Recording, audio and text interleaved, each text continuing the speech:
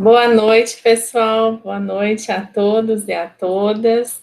É uma alegria imensa estarmos aqui nessa noite, iniciando o trabalho do Núcleo MS de Aprendizagem Criativa. Nós estamos aqui em Campo Grande, eu, a Ellen e a Mauri, estou vendo vários nomes conhecidos aqui, colegas da FAED, colegas professores da rede, muita gente conhecida, e a gente está muito feliz de estar iniciando esse trabalho aqui no MS. Eu acho que a maioria das pessoas já me conhecem, mas para quem não me conhece, meu nome é Daiane, eu sou professora da Faculdade de Educação da UFMS, e estamos aí com várias parcerias, né, iniciando esse trabalho aqui do Núcleo MS de Aprendizagem Criativa. E hoje esse primeiro encontro tem como objetivo apresentar qual é a proposta, né, saber por que estamos aqui, o que a gente vai fazer. Hoje muitas pessoas perguntaram se era um grupo de pesquisa, se era o que era aprendizagem criativa, o que era esse núcleo, e daqui a pouco vocês já vão descobrir, a gente vai descobrir junto. Eu não sou especialista nessa área, eu sou uma aprendiz de aprendizagem criativa, e para mim é uma alegria imensa estar aqui com pessoas tão comprometidas com a educação, e eu acho que vai ser um trabalho muito bacana. Vocês estão vendo aqui nosso quadro, esse Jamboard está compartilhado também com vocês aí no chat, eu vou colocar o link de novo, e daqui a pouco vocês vão poder participar nele também.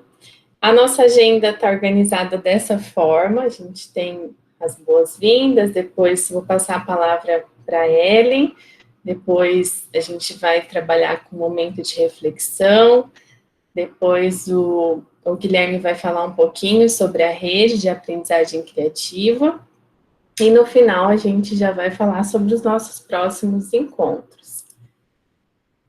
Então, vou apresentar rapidamente, só para dizer quem somos nós e o que estamos fazendo aqui hoje, né?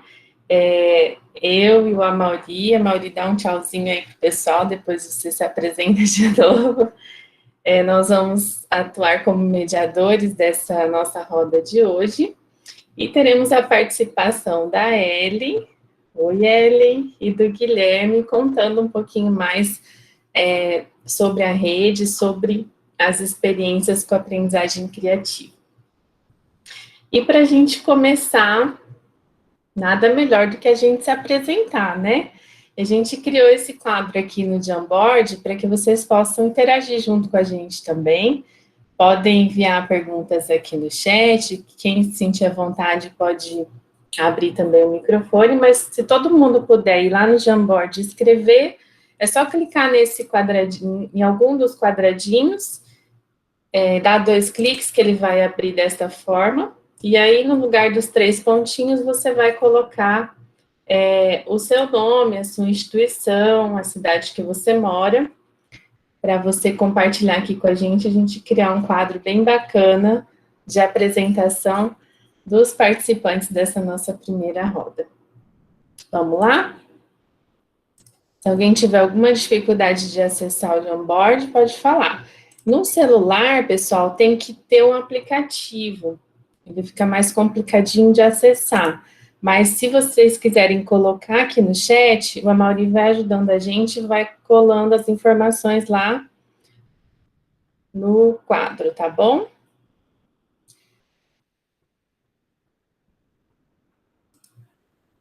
Se alguém quiser também abrir o microfone e falar, pode ficar à vontade.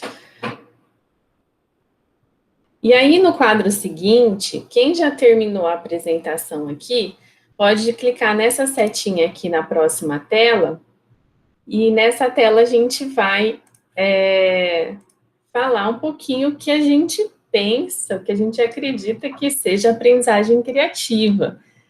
E é bem importante que vocês falem aquilo que vocês acreditam mesmo, tá? A gente não precisa pesquisar, não tem certo e errado, Então, trazer a experiência de vocês mesmo em uma frase, em uma palavra, para a gente montar esse quadro também sobre as percepções que cada um de nós tem sobre a aprendizagem criativa.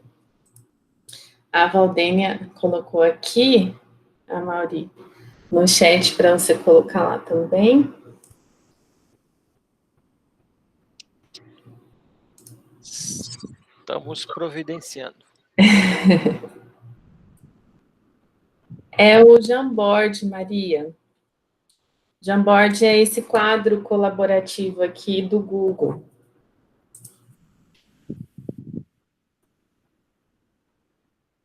Vou colocar de novo o link aqui.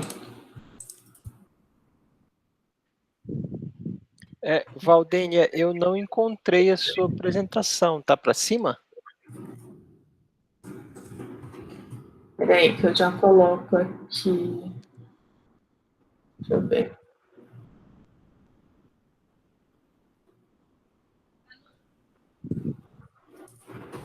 Aqui, a Mauri, achei. Coloquei. Mas está aí no chat? Acabei de colocar de novo. Tá. Tá joia. Legal, temos aqui a Ellen, o Guilherme, o Amauri, a Denise, a Miriam, que é a nossa colega aqui da UFMS, a Angelita, que está no grupo do GG também, né, Angelita? Grupo de Educadores Google aqui de Campo Grande, a Karina, minha parceira de trabalho e minha aluna também da pedagogia, a professora Eliane, a Valdênia. Quem mais quer se apresentar? Esse quadro vai ficar disponível, tá, gente? Daqui a pouco, se vocês não conseguirem acessar agora, não tem problema. Eu vou passar para essa segunda página, que é um brainstorming bem importante para a gente escrever agora quais são as nossas percepções, né? O que é aprendizagem criativa para você? Pode ser uma palavra, pode ser uma pequena frase. Vamos escrever agora nessa tela aqui, que depois vai ser importante para a gente retomar esses conceitos e para vocês perceberem também se o que vocês acreditam sobre a aprendizagem criativa agora vai ser a mesma coisa depois que a Ellen e o Gui apresentarem aqui. Vamos lá? É só dar 2 cliques, pessoal, nos post-its coloridos, tá? Dá 2 cliques no post-it, ele abre, e aí você digita dentro dele, depois é só dar um salvar e sair. Dá um ESC que ele sai também do post-it. Vamos lá? Vou escrever aqui também. Ó, eu abri a nota, tirei os 3 pontinhos e vou escrever uma palavra aqui. Colaboração.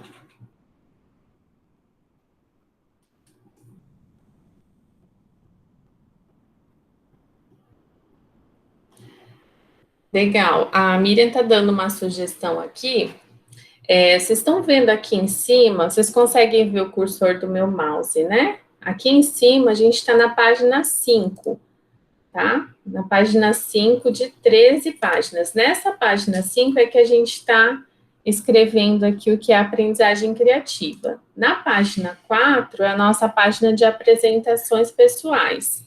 Então, para você ir para a página 5, é só usar essa setinha aqui, ó, próximo frame, e aí você vai conseguir editar aqui os post-its da página 5.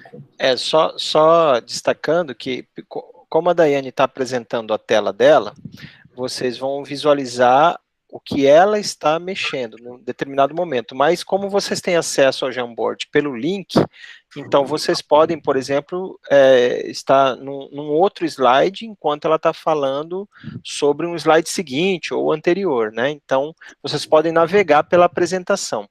É interessante acompanhar o que ela está mostrando, mas caso depois vocês queiram voltar para preencher, né, vocês podem ficar à vontade, né, é uma forma da gente fazer o encontro um pouco mais interativo. Legal, vamos lá? Vou esperar mais um pouquinho, todo mundo colocar aqui. Alguém está com alguma dificuldade? Pode pedir ajuda para a gente aqui no chat. Vamos lá, uma palavrinha. Vou desafiar cada um de vocês aqui a escrever uma palavrinha. Nós temos 23 pessoas aqui online. Se quiser escrever aqui no chat, a gente pode escrever aqui para vocês, que tal? Para a gente ir mais rápido.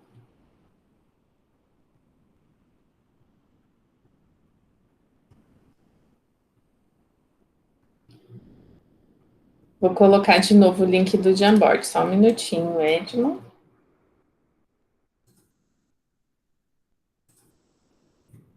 Aqui de novo o link do Jamboard. A Neide colocou aqui no chat. Eu vou colocar aqui o que a Neide escreveu. Prontinho, Neide, está aqui sua participação. Quem mais quer escrever aqui no chat?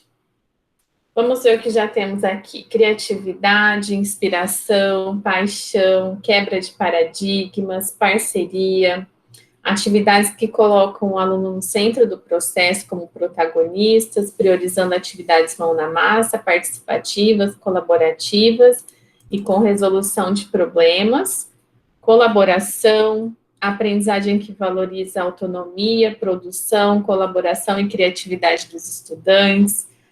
Aprendizagem criativa para mim é aprender fazendo, aprender colaborativo, partilhado. O aluno participativo com autonomia, momento de troca de experiências.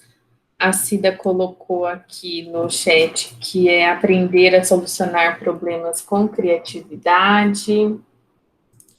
Aprendizagem significativa.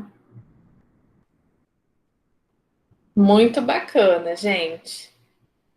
Opa, deixa eu voltar aqui nosso fundo. Não tem problema se desarrumar, tá? Gente, ó, o legal é bagunçar esse quadro aqui e trazer várias ideias. Interação, construir seu aprendizado de forma colaborativa. Eu vou aumentar um pouquinho esse aqui, ó, porque para a gente conseguir visualizar melhor. Muito bacana. Como a Mauri falou, esse Jamboard vai ficar disponível para vocês voltarem, escreverem, até modificarem depois o que vocês escreveram, tá? E a gente pode continuar inserindo aqui as colaborações nele durante toda a nossa conversa de hoje. Ok? Bom, agora eu quero chamar a Ellen Regina. A Ellen vai compartilhar um pouquinho sobre o que é a rede de aprendizagem criativa. A Ellen, ela é membro da rede de aprendizagem criativa, ela é licenciada em física, é idealizadora do Mãos na Massa, Desbravando a Cozinha da Escola, é fellow do MIT Media Lab por meio do Desafio de Aprendizagem Criativa 2018, e atualmente é membro da equipe pedagógica da REBAC, professora de física na Rede Estadual de Ensino de Mato Grosso do Sul. Eu quero deixar registrado aqui que foi um prazer conhecer a Ellen, e por meio dela a gente juntas aqui, né, e depois a Maurício juntou a gente também, mas foi por meio da Ellen e do Guilherme que a gente constituiu o nosso núcleo aqui, e eu não a conhecia, então nas minhas pesquisas e andanças na internet eu conhecia a Rebac, mas eu não conhecia a Ellen, não sabia que tinha alguém tão engajado com a aprendizagem criativa aqui na MS. A gente não se conhece pessoalmente ainda, mas quero deixar registrado aqui como foi importante te conhecer, Ellen, e tenho certeza que a gente vai fazer um trabalho muito legal juntos aqui, com esse grupo. Obrigada, Dai. Oi, pessoal, tudo bem? Eu me chamo Ellen. A Dai já fez uma grande apresentação aí. É um pouco difícil a gente falar da gente, né? Mas eu estou na rede desde 2018, mais ativamente. Final de 2017, começo de 2018, e cada vez me engajando mais, né?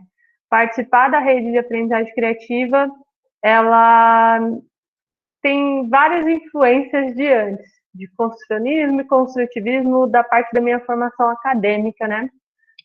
Principalmente das minhas orientações durante o período da faculdade. E eu sou apaixonada por educação. Eu brinco que a educação é o que me motiva. Filha da escola pública e eu tenho como projeto de vida trabalhar dentro da escola pública, sempre tentar trazer isso, o que eu tive de oportunidade para os meus alunos também. E foi assim que eu acabei me conectando ainda mais com a rede, né? Por causa da filosofia. Eu estava aqui observando o quadro de vocês sobre o que é aprendizagem criativa e, para mim, a aprendizagem criativa é um pouquinho de cada uma dessas coisas. É interação, é parceria, é quebra de paradigmas, é um momento de troca de experiência, são vários tipos de trocas que a gente realiza, né? É o estudante participativo, ele é ativo porque ele tem autonomia de desenvolver aquilo que ele tem como paixão, como interesse, né? É um momento de criatividade, de inspiração, paixão está muito envolvida nisso. Eu vi aqui, aprendizagem tem que ser interessante, significativa e desafiadora. E eu acho que é um pouquinho de cada uma dessas coisas mesmo, pessoal. Deixa eu ver se consigo compartilhar aqui a minha tela com vocês. Será que consigo apresentar? Espera aí. Compartilhar aqui. Então, vou colocar aqui para vocês. Tá dando para ver aí ou ainda não? Sim?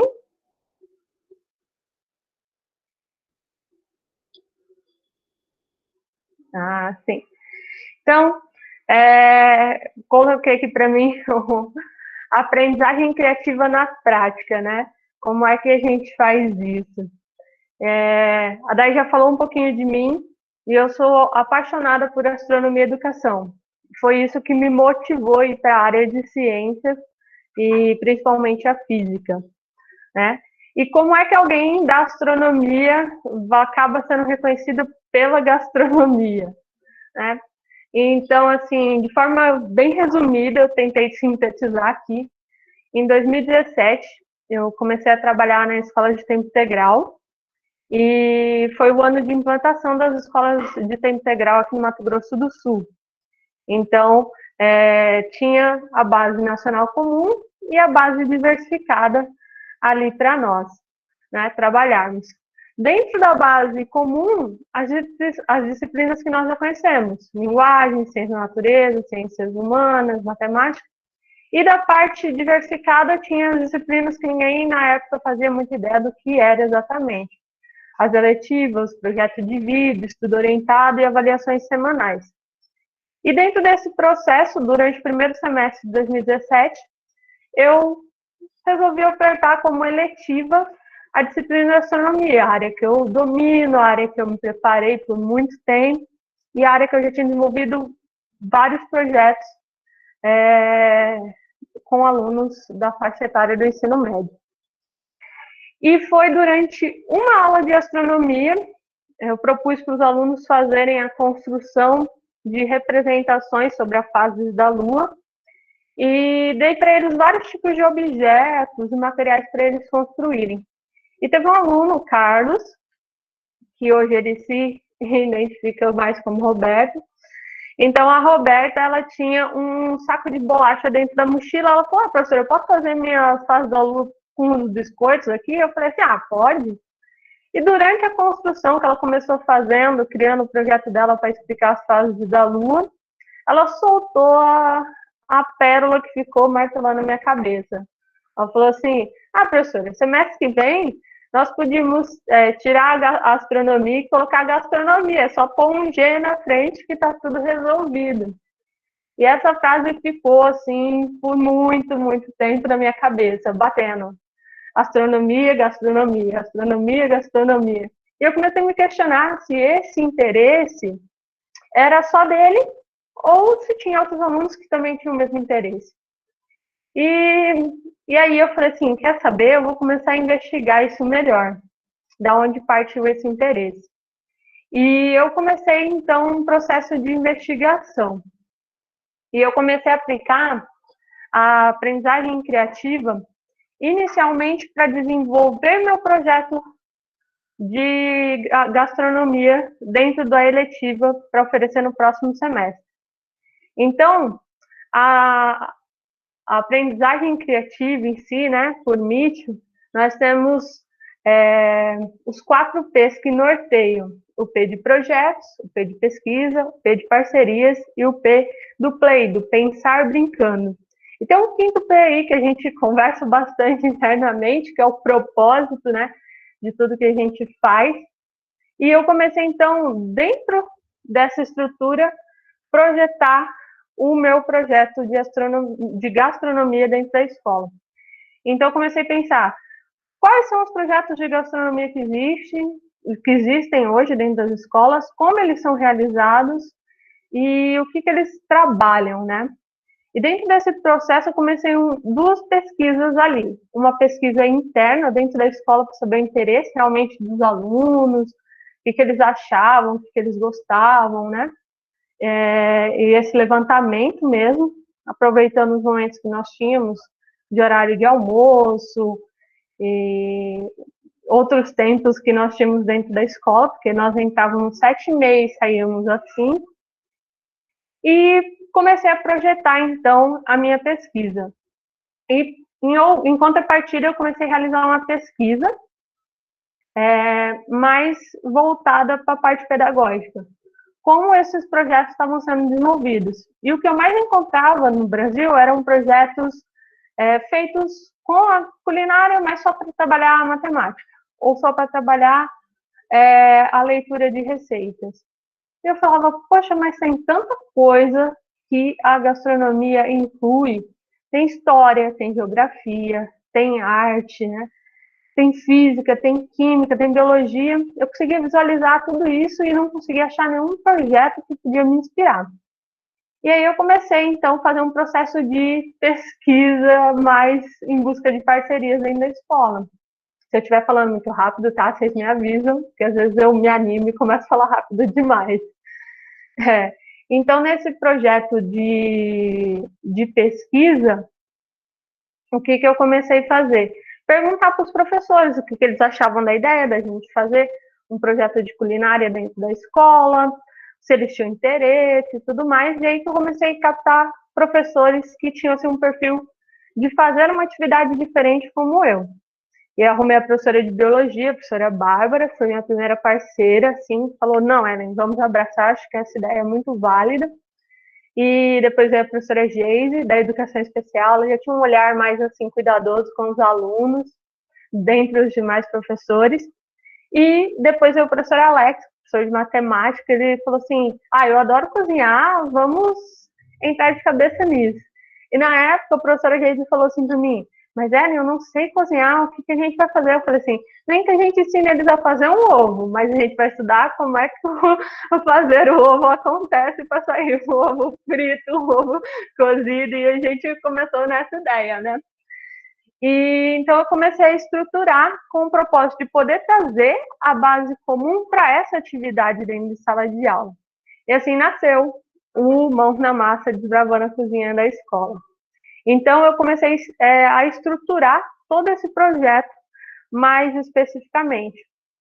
Então, eu dividi em 2 eixos. Eixo regional, eixo afetivo. E aí eu poderia trabalhar com as coisas que eles mais gostavam e as coisas que eles menos gostavam. O eixo regional permitia eu trabalhar facilmente com questões históricas, geográficas, e trabalhar a língua portuguesa, a forma da escrita, a forma de transpor entre a fala e a escrita. E na parte afetiva, que eram as coisas que a gente tem no nosso dia a dia, mas não parte muito do regional, trabalhar o que era conhecido como as ciências duras, que era o que os alunos mais tinham dificuldade, biologia, química e física, e tudo isso podia trabalhar a matemática envolvida. Então, cada atividade eu colocava uma atividade de matemática ali para poder, né, engajar os alunos. Então, eu comecei um processo de cura para trazer esses alunos, pensando no seguinte propósito: se os alunos tiverem paixão pelo que eles querem fazer, pelo um projeto, eles vão continuar nesse projeto até o fim. E eles não vão desistir no primeiro desafio. Então, eu propus que os alunos que quisessem participar da eletiva no próximo semestre escrevessem cartas contando por que eles gostariam de participar. E aí, eles achavam que essas cartas iam ser avaliadas para deixar eles sim ou não dentro do grupo. Mas, na verdade, a nossa equipe de avaliadores, que eram os professores que estavam colaborando junto comigo, o nosso objetivo nunca foi esse. Então, nenhuma carta foi excluída e nenhum aluno foi excluído do projeto. Todos os alunos que entregavam as cartas, eles eram aceitos no projeto e a carta servia principalmente para a gente conhecer esse aluno. O que estava motivando ele estar ali, o que motivaria ele a continuar e o que eu poderia trazer daquelas informações que eles colocaram como elemento motivador para a participação deles contínua e como forma de falar, olha, não desiste, não deu certo agora, mas a gente continua tentando, né? Então, eles escreviam cartas para a gente. E a gente começou a aplicar a aprendizagem criativa na prática. Eu vou mostrar algumas fotinhas para vocês rapidamente.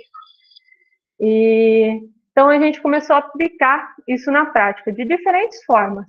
Então, tinha sempre uma atividade principal. Por exemplo, aqui, nós estávamos fazendo bolo no palito. Então, nós fizemos o bolo no palito para Páscoa, só que a base, todo mundo aprendia igual, só que cada um podia fazer a construção que quisesse em cima daquilo, para os seus doces, para a sua cozinha e tudo mais. E eles faziam um registro sobre isso. E os registros não eram fixos, os registros podiam acontecer em qualquer momento, durante ou antes, ou depois, eles tinham que fazer o registro deles, né? De diferentes formas. E aqui um pouco deles da diversão deles tentarem manter o padrão, a medida, o peso certo, né? Como é que esses processos aconteciam. Sempre tem trabalho em equipe. E aí, outros momentos deles de colaboração. Uma coisa interessante do projeto é que a gente sempre buscou trazer que eles não trabalhassem sozinhos. Então, sempre trabalhando em pares, no mínimo 2, no máximo 4 ou 5 alunos ali, que é uma quantidade interessante, que eles não fiquem isolados, mas que também eles não acabam dispersando da ideia do objetivo final. Aqui um momento assim de diversão deles, eles aprenderam a fazer o primeiro bolo deles coletivo e depois eles tiveram a ideia de tentar fazer o bolo para a escola inteira. E aí nós fizemos o bolo para o aniversário da escola inteira, gente. Um trabalho muito emocionante, assim, muito bacana da equipe e um momento muito inesquecível, assim, do nosso processo de aprender juntos. Eu estava aprendendo junto com eles também. E aí a professora de língua portuguesa se apaixonou pelo projeto e falou assim, eu vou ensinar a fazer a receita perfeita de bolo para vocês. E aí ela ensinou uma massa tradicional e eles replicaram isso para uma massa de prestígio. E a gente fez o aniversário da escola com mais de 300 alunos, com bolo para dar para todo mundo, assim. Aqui um outro momento que eles estavam aprendendo sobre cozinha regional. Então, a chefe de gastronomia indígena Cali, ela foi na escola e a convite da gente compartilhar um pouco sobre a cultura indígena do nosso estado, o que tem de rico da gastronomia, como é que é a história não contada, né, do nosso estado e o quão rico é esse compartilhamento. E aí eles fizeram o Riri, que é um bolinho de mandioca cozido.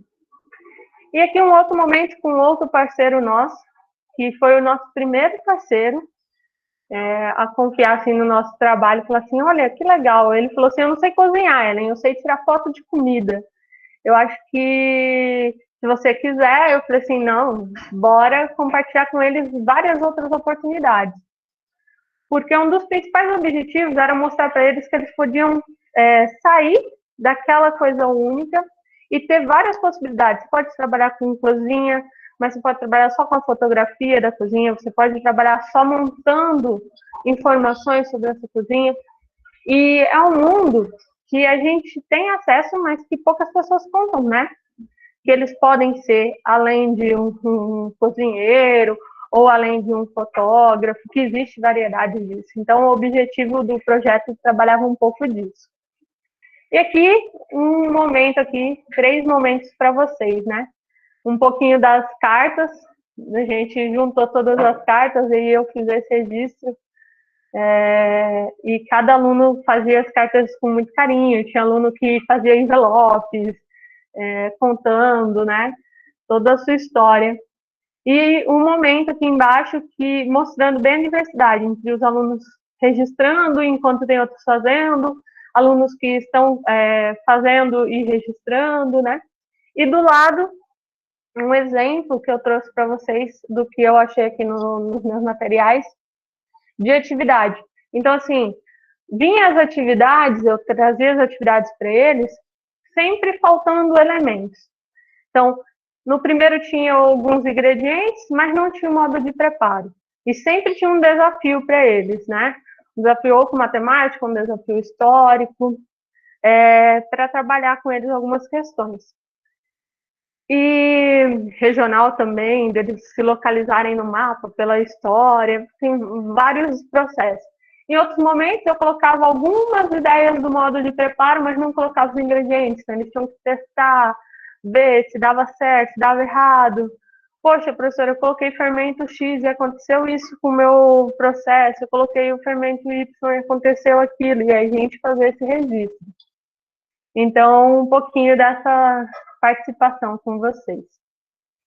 De forma geral, acho que tem alguns pontos que é muito bacana de eu trazer para vocês e que é o que a gente enfrenta dentro das escolas, né? Quais são os principais desafios e também os benefícios que a gente acaba encontrando? Um dos maiores desafios, pessoal, é com certeza os parceiros, tanto externo quanto interno. Por quê? No começo do projeto, quando eu comecei a imaginar o projeto, eu fui atrás de parceiros externos, mas eu só recebia não. Não, ou a gente vai dar um retorno e ninguém nunca retornava. E dos parceiros internos, se você não tiver um gestor que apoie, é muito mais difícil. O meu gestor, quando eu apresentei a proposta para ele falou assim, não, eu acredito na sua proposta. O meu coordenador, inicialmente, ele falou assim, Ellen, eu acho que não vai dar muito certo, não, cozinha é muito perigoso, você tem que ver isso daí, se alguém se machucar. Então, ele também tinha os lados dele, do porquê não, né? E a manutenção do projeto, como é que a manutenção acontecia. Muitos dos momentos, principalmente no primeiro ano, toda a manutenção do projeto era feita por mim e por alguns colaboradores da escola, né? Então, tanto a manutenção de alimentos quanto do espaço. Os meus colegas de trabalho colaboravam bastante com isso. E depois, a organização das atividades para estarem alinhadas com a BNCC. Mas como fazer isso, né? Mas de forma que a gente não exclua o momento de pensar brincando, de criar com eles, para que não fique só uma replicação. Porque, por exemplo, eu poderia ensinar eles a fazer um bolo, mas e o momento deles construírem, deles testarem, eu não podia pegar e simplesmente falar para eles replicarem aquilo. Então, toda semana eu trazia desafios diferentes para que eles fizessem a construção deles. E isso é muito bacana, porque daí você via ao longo do tempo a evolução que eles tinham entre quando eles chegaram e que eles achavam que era só diversão, e depois eles começarem a observar que aquilo estava dentro do currículo, que aquilo eles também tinham visto dentro de sala de aula, né? E alguns resultados que a gente pôde observar, assim, era muito explícito para a gente, tanto nos relatos dos alunos, quanto no desempenho deles dentro da sala de aula, com uma mudança deles, né? Então, tinha a autoestima dos alunos, que mudou completamente. Eles começaram a pensar que o hobby poderia se tornar um projeto de vida, que aquilo não ficava preso a ser só uma diversão, que eles queriam conseguir conquistar o que eles sonhavam, utilizando aquele hobby para fazer o seu projeto de vida. Uma mudança de comportamento muito grande, de no começo não aceitar nem ser fotografado à mão e depois estar lá sorrindo para a foto, da forma de interação deles. Um desenvolvimento dos alunos veteranos muito grande. O que eu chamo de alunos veteranos? Teve alunos que eles ficaram com a gente 2 anos no projeto. E esses alunos, a evolução deles era muito, muito palpável. Tanto na questão de timidez, como o desenvolvimento da autoestima, mas também na concepção deles de começarem a ver que, nossa, isso daqui eu faço uma regra de 3. Olha, isso está ligado ao conceito de temperatura que eu vi na aula de física, ou isso está ligado ao processo químico que a professora Nilva falou na aula de química. E você começa a observar que esses alunos veteranos, eles tinham vários insights durante as atividades, né? E também houve um aumento da participação da família dentro da escola. Os alunos que participavam do projeto, eu vivia sempre convidando os pais a irem na escola, a conhecerem as atividades e tudo mais. E esses pais começaram a ser mais frequentes na escola, né? E gerou um outro processo de reconhecimento interno deles, que era uma questão muito forte, que é a questão do respeito. Eles criaram dentro da equipe uma nova família. E em vários momentos eles falavam isso. Ah, minha família é mãos na massa. Hoje a gente vai ter a terça-feira com a família. E isso era muito bacana, porque inicialmente alguns não se entendiam muito bem, né? E estando lá de forma integral, era muito difícil eles trabalharem com essas questões. Viu, Ellen? Oi. A professora Eliane está perguntando aqui se você tem ideia de quantos alunos participaram do projeto no todo. Sim. No primeiro ano, nós tínhamos 36 alunos, e no segundo ano, nós tivemos 44 alunos durante o ano. E nós só não abrimos mais vagas porque não cabiam dentro da cozinha.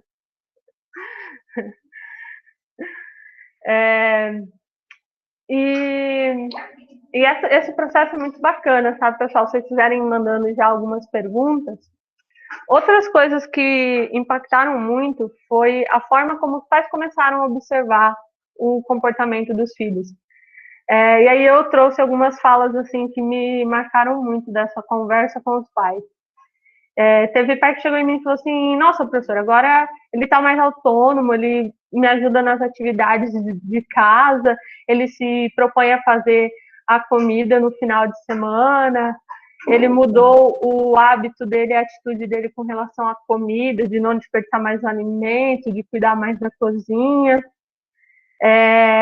Minha filha chega feliz em casa todas as terças-feiras e contando o que ela fez, o que ela aprendeu a fazer e querendo que a gente teste. E tem outra fala muito bacana, né? Que e agora a escola ensina mais do que língua portuguesa e matemática.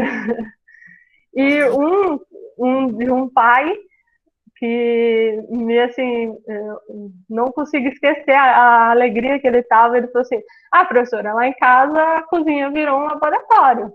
Agora minha filha disse que quer fazer até ceviche. Como é que faz isso? Então, esses processos de interação com os pais resgatou muita questão de participação com os alunos, sabe? De responsabilidade deles. Ellen, a professora Valdineia está perguntando se todos participavam ao mesmo tempo ou eram divididos em turmas. Valdênia. A Valdênia. Então, Desculpa. Valdênia,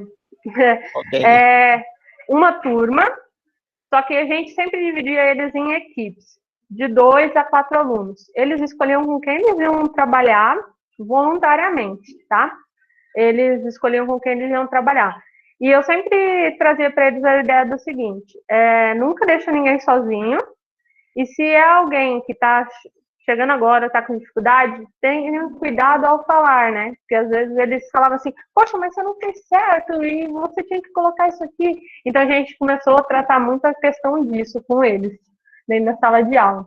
Então, lá no Maria tinha um refeitório, nosso refeitório era muito grande, e nossas atividades eram feitas no refeitório. Nós tínhamos esse espaço maravilhoso para trabalhar, então coube assim os 44 alunos tranquilamente no segundo ano, mas não tinha como a gente expandir mais, porque não cabia mais, né? Ellen, tem mais uma pergunta aqui no Jamboard. Você percebeu ou conseguiu medir melhora dos estudantes em outras disciplinas? Sim. Ou forma que eles se relacionavam com elas a partir do projeto? Parabéns pelo projeto. Obrigada. Sim, durante esse ano que eu estava no tempo integral, eu não era só professora, eu era professora e professora coordenadora de área da ciência da natureza. Então, eu fazia todo o nivelamento no final de cada bimestre e a gente fazia um acompanhamento junto com os professores tutores dos alunos. Então, tinha um relatório todo bimestre de como estavam esses alunos. Os alunos, principalmente os alunos veteranos, eles começaram a ter um desempenho muito maior depois de começarem as atividades do projeto. No segundo ano, principalmente, assim, os alunos que participaram do primeiro e no segundo ano, esses alunos já escreviam redações bem melhores, conseguiam argumentar muito mais. E outra coisa, como durante o projeto eles tinham que apresentar também o que eles produziam, compartilhar com os colegas, teve muitos alunos que eles perderam o medo de fazer apresentações na aula de outros professores. Então, por exemplo, eles morriam de medo de apresentar na aula do professor de biologia. E eles começaram a não ter mais medo de fazer essas apresentações, porque eles estavam acostumados a fazer isso. Então, teve um desempenho muito legal, e não só no currículo, tá? Teve uma mudança muito grande de comportamento, tanto observada pelos outros professores, como os pais. A princípio, eu vi aqui que tem uma pergunta sobre a receptividade dos professores da escola. Inicialmente, muitos dos professores acharam que era loucura, né? Inclusive o meu coordenador. E no final, eles estavam admirados a ver o quanto os alunos tinham evoluído. O próprio coordenador, ele falou isso, ele falou bem assim, mais ou menos assim, olha, eu fui a pessoa que falei para ela, e não faz, porque é muito perigoso. Como é que você vai deixar o aluno mexer com uma faca para cortar um alimento? E se ele machuca outra pessoa? E hoje eu falo que é a melhor coisa que aconteceu na escola. Então, a mudança mesmo dos professores com relação à própria disciplina, né? Então, teve muito disso. Mais uma pergunta? Ellen, eu estou colocando Oi. as perguntas no Jamboard diretamente lá. Ah, tá. Não sei se você consegue acesso. Consigo. Já falou, a professora Angelita falou da receptividade, que você já respondeu. Agora tem uma pergunta da professora Edma e um comentário depois Tá aqui, da professora deixa eu abrir Luzia. aqui. Isso, a questão interdisciplinar, o estudante consegue perceber as interações. Sim, isso é muito legal. Porque, assim, inicialmente, como eu fazia as cartas, tanto para entrar quanto no final do bimestre, eu não contei isso, mas estou contando agora. Quando eles entravam no projeto, eles escreviam uma carta. E antes de sair, eles também escreviam uma carta sobre tudo que eles viveram no projeto e o que foi mais significativo para eles. E nessas cartas, tanto os relatos socioemocionais das coisas que eles viram, que eles aprenderam, que eles gostaram, que eles se emocionaram, que eles desenvolveram, estão lá descritas por eles, né? Quanto a parte de interdisciplinaridade. Depois eu tenho um videozinho que eu vou compartilhar aqui no final com vocês, e é um relato que eu falo assim, nossa, que sorte que eu tive de gravar aquele relato aquele dia. A aluna chegou e ela falou assim, professora, eu posso falar hoje na nossa formatura? Eu falei, pode, Giovana, pode falar, o que você quer falar? Eu falei assim, não, eu vou falar o que eu senti no meu coração. E eu gravei isso, e ela coloca bem explícita essa questão das disciplinas, de como é que eles conseguem, ao final do processo, observar essa interdisciplinariedade, né? Aqui também está perguntando se eu trabalhei ou discutiu a questão do engajamento entre as outras competências. Explicitamente, não para eles, tá? Explicitamente chegar para eles e falar assim, olha, aqui a gente está trabalhando tal e tal essa competência, eu não fiz. Esse processo estava todo dentro dos meus propósitos. Então, dentro dessa atividade, quando eu preparava toda a minha atividade, eu quero que, ao ele fazer essa pergunta, ele reflita sobre essa questão. E eu sempre trazia perguntas para que eles observassem como eles fizeram essa interação, tá? Então, para eles, muitas dessas coisas eu não deixei explícita. Eles observavam ao longo do processo. Mas chegar e falar assim, você destacou que era essa competência para eles, não.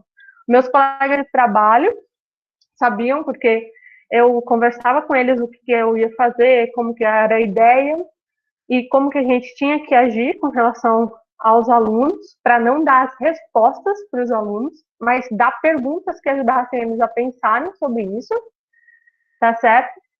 E então, assim, explicitamente para eles, não. Mas internamente, tudo dentro de cada ação, eu pensava sobre esses propósitos, quais competências estavam por trás, o que eu poderia colaborar ali, tá certo? Tem mais alguma aqui? Acho que dessa rodada aqui já respondi, né? E aí eu quero colocar para vocês uma questão. Vocês estão vendo minha tela? Sim? Sim. Sim, tudo certo. Então, aqui eu gostaria de deixar aqui algumas questões, né? Quando a gente está dentro da sala de aula, a gente se pergunta muito. Eu me perguntava muito isso, né? Como é que eu vou fazer para trazer os alunos para o engajamento que eu gostaria que eles tivessem, fazendo o que a base diz que é necessário e o que eu sei que é necessário eles também desenvolverem. E um dos primeiros processos que eu compartilho sempre com os meus colegas é: pense em qual é a sua motivação como professor, sabe? Qual é a sua motivação? Quais são as pessoas que estão próximas de você, que têm os interesses em comuns? E aceitar, principalmente, que o não já existe. Qualquer coisa que você vai fazer, você já tem o não de cara. Eu já tinha um não quando eu fui apresentar a proposta para os meus gestores, a minha equipe pedagógica da escola. Eu já tinha um não. Eles podiam simplesmente chegar e falar assim, não, Ellen, continua fazendo a astronomia. E você já desenvolve. Mas eu falava assim, putz, o não eu já tenho, então tentar, pode ser que eu consiga um sim. E eu acho que esse é das primeiras coisas que a gente deve começar a pensar dentro da gente, sabe? Porque se a gente pensar assim, não vai dar, ou ninguém vai estar comigo. Nossa, ninguém estava comigo no começo, sabe? No começo não tinha ninguém. Teve um dia que eu cheguei até me emociona lembrar isso, mas teve um dia que eu cheguei na biblioteca da escola e eu estava muito para baixo, assim. Falei, putz, mas o projeto é tão legal, o interesse dos alunos é tão grande, a motivação deles, o propósito deles, o porquê que a cozinha desperta paixão para eles, isso é tão legal, e por que todas as parcerias que eu vou atrás, ninguém nem dá retorno, sabe? E aí, aquele dia, eu me emocionei, contando para minha colega da biblioteca sobre as paixões que os alunos escreveram deles. E aí ela pegou e falou assim, olha, eu não conheço ninguém na área de cozinha, mas eu conheço alguém que tira fotos de comida muito bem. Que você acha que talvez seria interessante trazer esse outro lado para os alunos também? E aí eu falei assim, poxa, é uma parte que eu não tinha pensado, mas que eu poderia trazer para eles como oportunidade também. E aí que surgiu a primeira parceria, que foi trazendo as outras parcerias ao longo do tempo. E assim, o primeiro dia não foi o segundo dia também não, mas eu não parava de tentar, sabe? Todo mundo falava assim, ixi, isso daí não vai dar certo. Eu tinha que limpar a cozinha todo final de aula, basicamente. E como trazer os alunos para fazer isso? No começo, eu limpava a cozinha sozinha. No final, os alunos terminavam as atividades, eles limpavam a cozinha, eu não precisava nem pedir, porque eles viam a importância da cozinha para eles. Então, todo dia eu tentava de um jeito melhorar aquilo, e eu nunca parei de tentar, sabe? E outra coisa que é muito importante é ter o foco no aluno e no processo, sabe? Às vezes a gente fica muito interessado em só ver o resultado final. Ah, mas tem que alcançar isso. E acaba não percebendo as pequenas pérolas que os alunos nos entregam durante esse processo. Hoje eu olho assim, toda vez que eu penso na Roberta, né, no Carlos, toda vez que eu penso nela, eu paro e falo assim, se aquela frase dele não tivesse tocado tanto no meu coração, será que eu tinha conseguido realizar os sonhos que eu consegui realizar por acreditar muito naquela frase?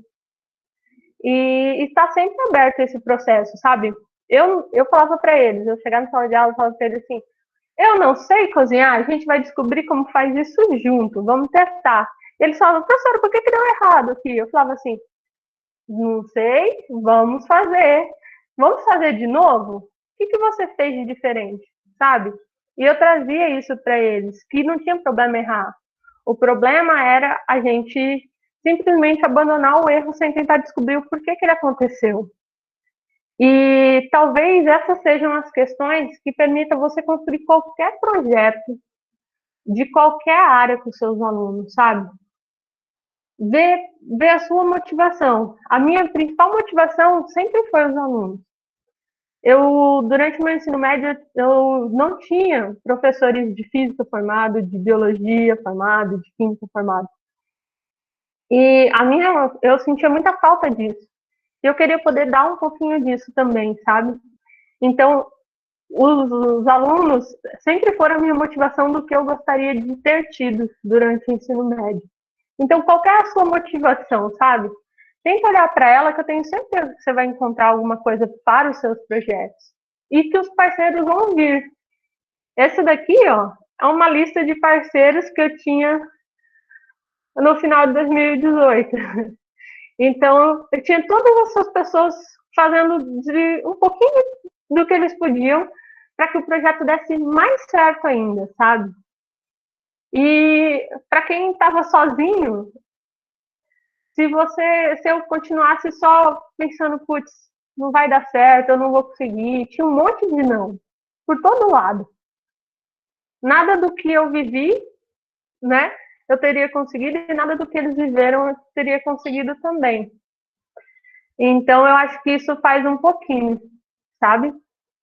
Esse é um pouquinho do projeto que eu mais assim, sou conhecida, tá? A Valdineia está perguntando aqui, o interesse por planejar e desenvolver esse projeto surge como? Eu sempre tive os meus projetos muito voltados para atender a necessidade dos alunos, né? Antes, quando eu começava com astronomia, eu sempre trabalhava com a parte da astronomia que eu gostava e durante o processo eu ia investigando o que os alunos gostavam e trazia isso para dentro das minhas salas de aula. O planejamento para desenvolver esse tipo de projeto é a parte mais difícil. É a parte mais difícil, porque às vezes eu ficava planejando durante 1 mês, 2 meses, uma ação que ia durar uma tarde de 2 horas, né? Então, o planejamento é a parte mais difícil desse processo. O interesse parte muito disso, de observar o que os alunos pedem, sabe? Porque eles dão várias dicas pra gente do que eles gostam. Eu sempre fico prestando atenção nisso nos alunos. Então, por exemplo, meus alunos, teve uma época da Casa de Papel, que eles estavam fissurados na Casa de Papel. Falei, quer saber? Eu vou assistir esse seriado e vou ver o que eu posso trazer para minha aula. E aí eu trouxe para a prova uma atividade que falava sobre o momento do tiro, trabalhava a velocidade do tiro, como que aquilo aconteceu. Os alunos falaram assim, meu Deus, a Casa de Papel está na prova, que legal. Ô, professora, dá para medir, então, a velocidade da bala? Dá para medir a velocidade da bala, dá para medir a distância que você atirou, dá para fazer tudo isso. Então, assim, sempre estar atento ao que eles falam. E daí que surgem muitos projetos. Você vai trazendo isso, sabe? E é um processo de escuta que eu tento trabalhar bastante. Não é fácil, mas, assim, é o que mais me motiva, sabe?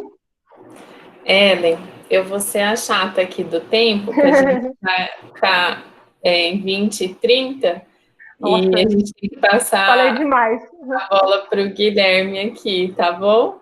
Tá muito Tá bom certo. te ouvir, mas vamos passar para o Gui também. Beleza. Ellen, obrigado por trazer o teu relato. Eu acho que ele nos ajuda muito, na verdade, né? Eu acho que também até o fato de estourar um pouco o tempo é isso, porque a gente se mobiliza, né? Quando a gente ouve relatos como o seu. Aqui é todo mundo, todos nós trabalhamos na educação, somos interessados pela educação, fazemos isso com paixão, vivemos conquistas e angústias no dia a dia, né? Aqui ninguém é o super-herói da história de quadrinho, ou é aquele cara que faz um storytelling maravilhoso e fala que são tudo as mil maravilhas, né? A gente está todo mundo procurando caminhos para transformar a educação. Então, eu agradeço muito o teu compartilhamento, porque ele ilustra. Ele ilustra, acho que, as dificuldades que todos nós passamos, e acho que ele ilustra caminhos. Os comentários que eu estava lendo aqui também no chat também trazem uma série de apontamentos super legais, caminhos super interessantes. Eu acho que esse é um bom ponto de partida para a gente falar da rede. Então, acho que o pessoal está curioso, o que é a Rede Brasileira de Aprendizagem Criativa, o que a gente propõe, o que a gente faz. E acho que, antes de tudo, a rede somos nós, né? Somos pessoas aí como a Ellen, como todos vocês, que estão trazendo um pouco de vocês no dia a dia na educação, pessoas que estão tentando transformar a educação, procurando soluções criativas. Inclusive, deixa eu mostrar uma coisa aqui, rapidinho. Pessoas também, que assim como eu, estamos com um filhote aqui à noite, né? O professor está dando aula com crianças, né, em casa. Então, só vou pedir um pouquinho de paciência rapidinho, isso acontece, me desculpem rapidinho, só para ver o que ela quer, e é bem rápido.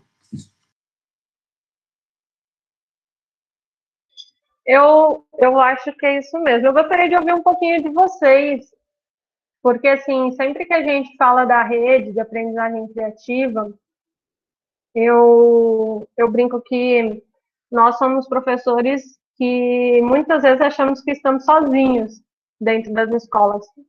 Às vezes nós somos um ou dois em cada período que gostaria de fazer algo diferente, mas que enfrenta vários desafios. Às vezes tem uma jornada muito pesada, de 2 ou 3 períodos ali trabalhando, ou às vezes não tem material, não tem recurso, né, para fazer isso, que é bem complicado, às vezes não tem papel dentro da escola para fazer as coisas.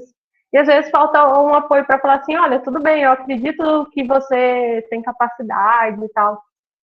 E eu falo que a rede, ela permite a gente se conectar, para não se sentir mais sozinho nesse processo, sabe?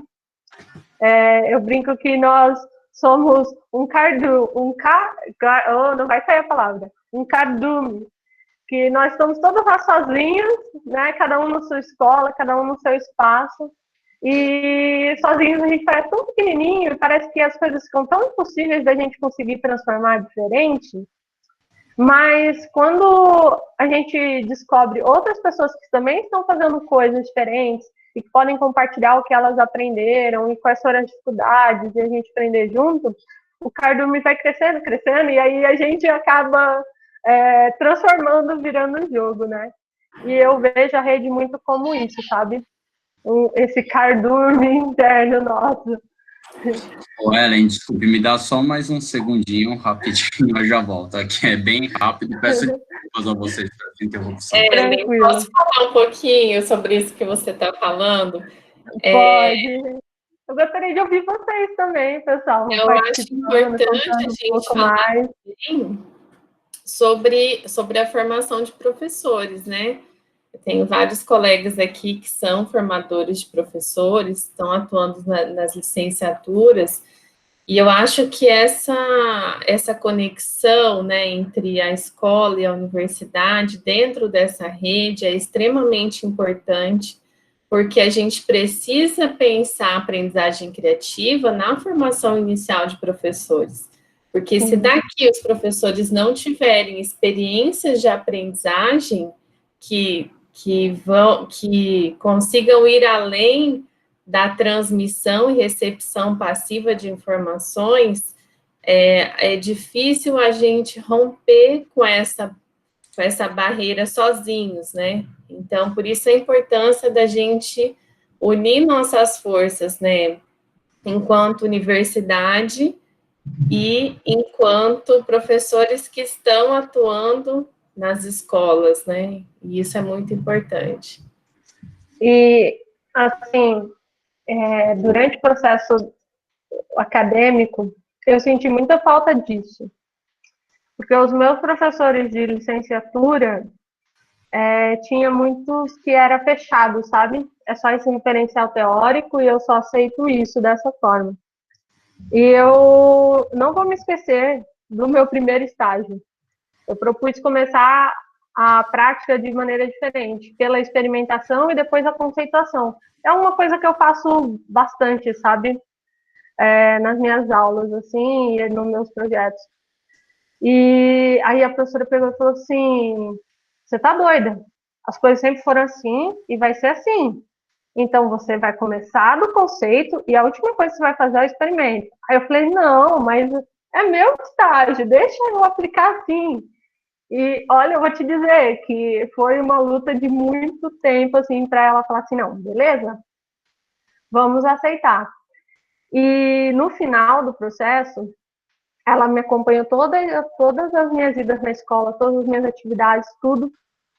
E aí foi ver o desempenho dos alunos que tinham feito os projetos comigo, né, de estágio, e os alunos que fizeram exatamente o que ela tinha pedido. E aí, no final, ela pegou e falou assim, Ellen, dessa vez deu certo.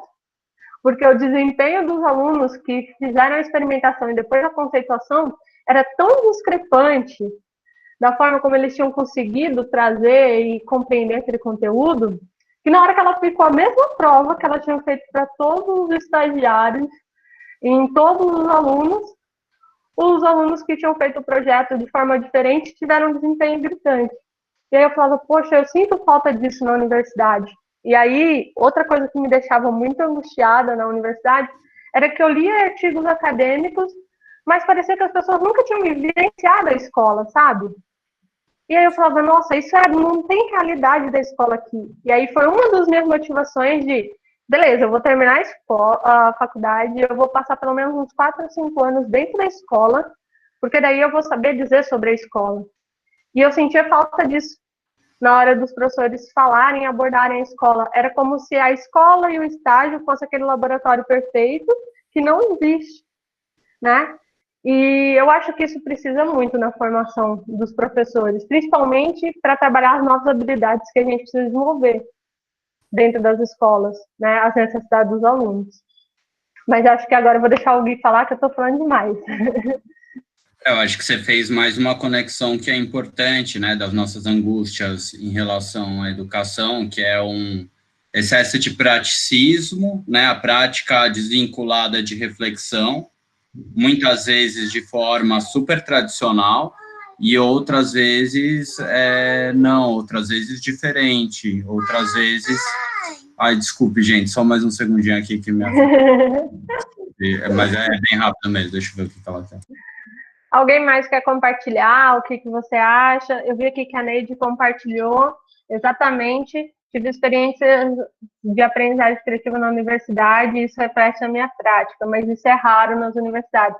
É raro, mas está começando um momento aí, tem um grupo muito forte e eu acho que isso é importante. Cada debate que a gente abre para poder falar sobre isso ajuda a gente a construir um novo tijolinho, sabe? Nessas práticas. Ellen, desculpe, agora vamos tentar mais uma vez. Estava aqui comentando, Guilherme, sobre os comentários, né? Aqui dos nossos participantes. A formação de professores é um grande desafio, né? A Eliane colocou aqui, e porque muitas vezes eles vivenciam diferentes ambientes nos estágios, e quando conseguimos trazer novas propostas, eles buscam se desafiar. Exatamente. É bem isso. Então, eu acho que esse tem um ponto que é um bom ponto de partida, né? O que a gente está falando. Eu acho que você trouxe a questão da prática, desvinculação da prática da teoria, né? Teoria pela teoria, prática pela prática.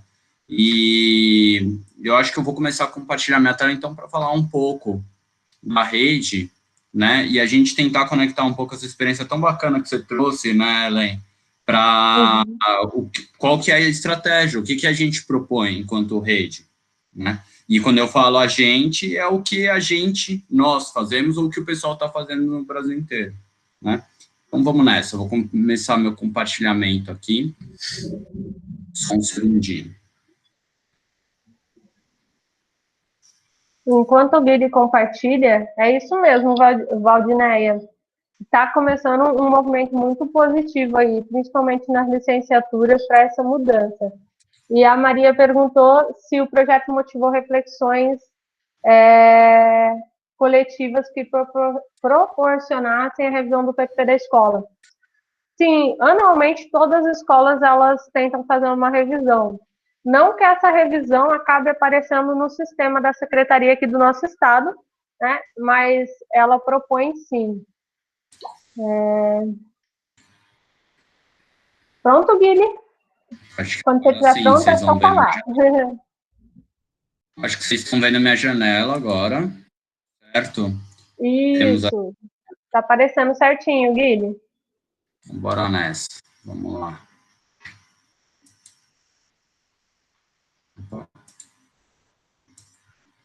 Estão vendo a apresentação agora aí? Sim. Sim. Bacana. Então, o que é a rede? Em linhas bem gerais, nós somos um movimento de pessoas com diferentes perfis, todas interessadas na educação, que procuram, que tem como missão que todas as crianças e jovens do país tenham oportunidades de aprendizagem criativa. Então, esse trabalho que a gente faz, ele procura ter como baliza a ideia dos 4 Ps. Os 4 Ps, que são o P do projeto, então a gente acredita que quando os jovens e crianças, ou quando a gente se envolve com projetos, esses projetos se relacionam com a nossa paixão, ou seja, o que é significativo para a gente. Mas além do que é significativo para a gente, né, quando a gente tem nesses projetos um projeto que se relaciona com a nossa paixão e também a gente tem a possibilidade de trabalhar por pares, ou seja, com os nossos colegas, com a sociedade, com os professores, poder receber devolutivas, poder mostrar nossos projetos em diferentes ambientes.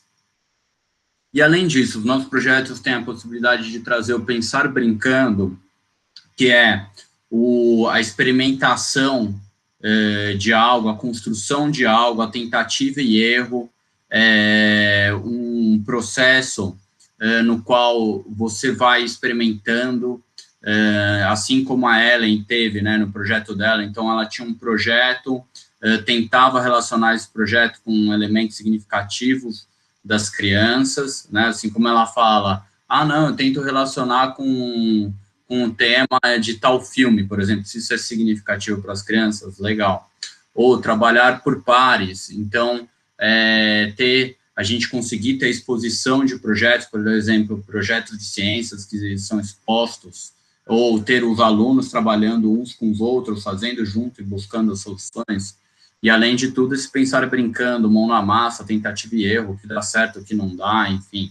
Então, quando a gente tem esses 4 Ps, a gente atinge um aprendizado significativo. Na aprendizagem criativa, esses 4 Ps nos ajudam a levar aprendizado significativo.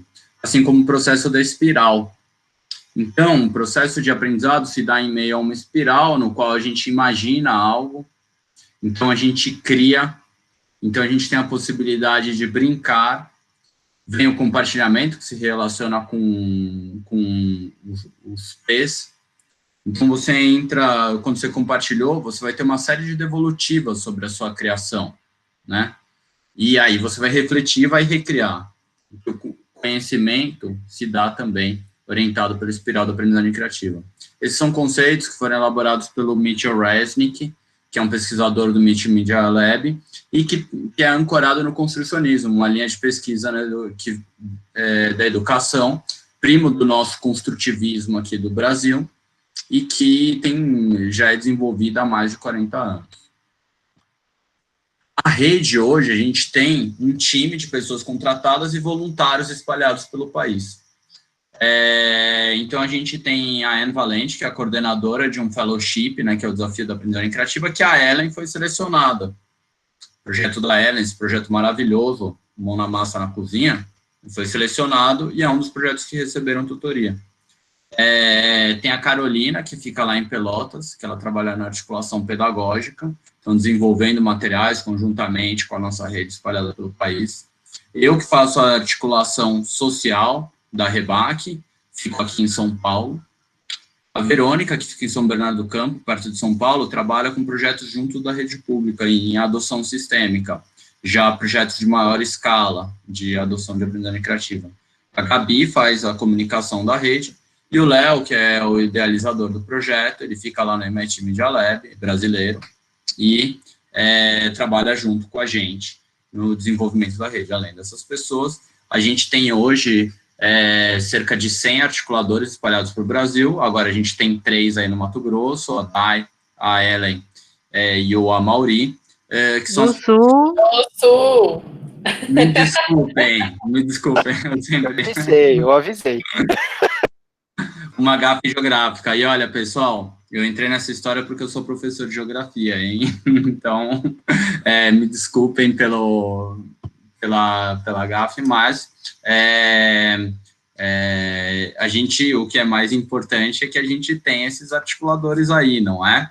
E são pessoas, são parceiros aí, o pessoal que está buscando juntar, né, os pares, as pessoas interessadas, para a gente também promover uma aprendizagem mais criativa no Mato Grosso do Sul. Atualmente, a gente tem na nossa plataforma, na aprendizagemcriativa.org, Ellen, se você puder ir buscando aí alguns links dos projetos que eu for falando e jogando aí no chat, eu agradeço. Então, a gente tem a aprendizagemcriativa.org, que a gente tem mais de 4.000 pessoas cadastradas.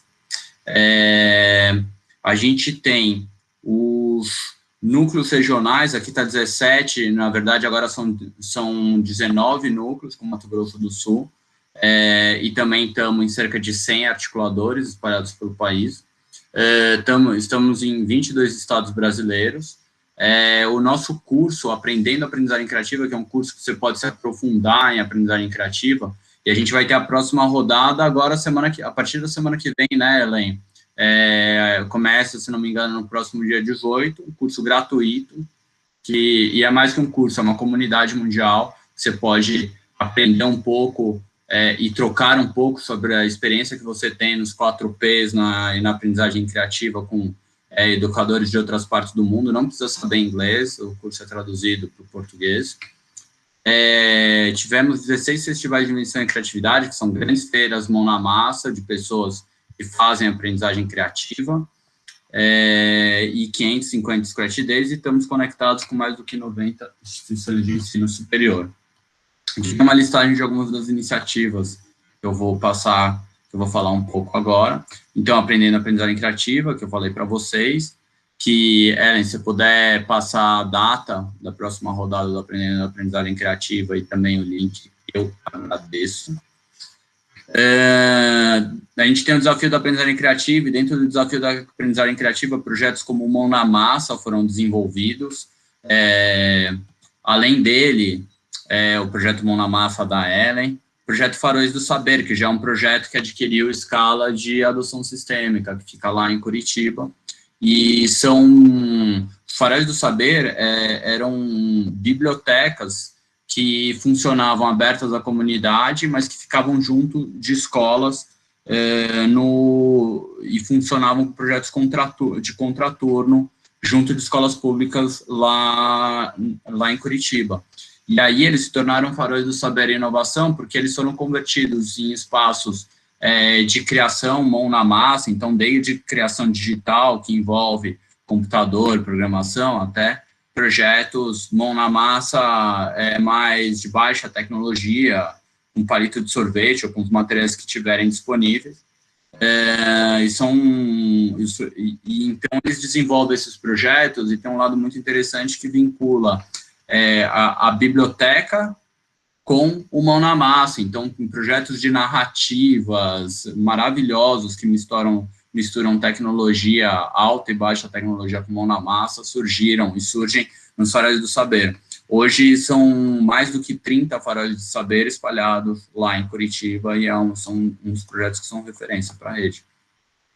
Outro projeto maravilhoso desenvolvido junto com a rede é um projeto que procura trabalhar os 4 Ps, a espiral, lá em comunidades quilombolas, no Rio Grande do Norte, são os pontos de memória.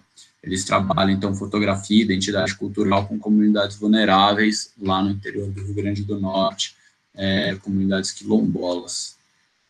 Projeto bem legal é o Aprendizagem Criativa em Casa. Esse projeto também, se puder mandar o link, Ellen, te agradeço.